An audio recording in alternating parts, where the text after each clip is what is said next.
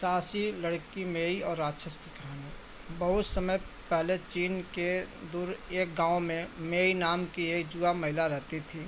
वह अपनी बुद्धि और साहस के लिए जानी जाती थी। लेकिन गांव में एक रहस्य था जो गांव वासियों को भयभीत करता था। हर पूर्णिमा की रात पहाड़ों से अजीब आवाज़ें आती थी और कभी कभी गांव से चीज़ें गायब हो जाती थी। एक ठंडी पूर्णिमा की रात मेई ने यह देखने का फैसला किया कि ये अजीब आवाज़ें कहाँ से आ रही है। उसने अपनी तलवार ली और अकेले पहाड़ों की ओर चल पड़ी। रात गहरी और अंधेरी थी, लेकिन मेई डरी नहीं थी। वह दृढ़ की कि रहस्य को सुलझाएगी।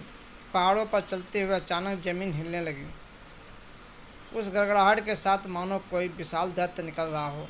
मेई ने सावधानी से एक चट्टान के पीछे छिप कर देखा। उसने जो देखा वह दंग रह गई।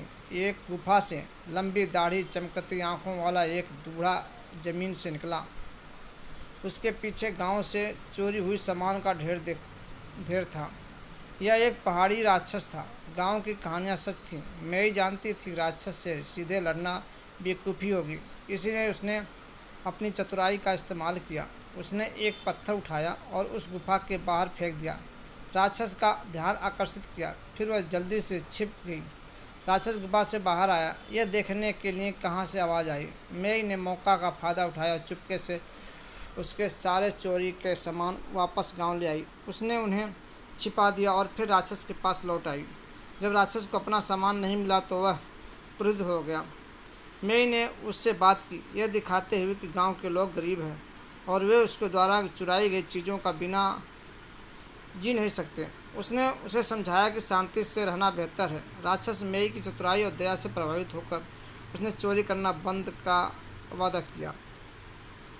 कभी भी गांव को परेशान नहीं किया। गांव वाले राहत महसूस कर रहे थे, लेकिन उन्हें पता नहीं था कि रहस्य की सुलझाने वाली उनकी बहादुर मेई थी।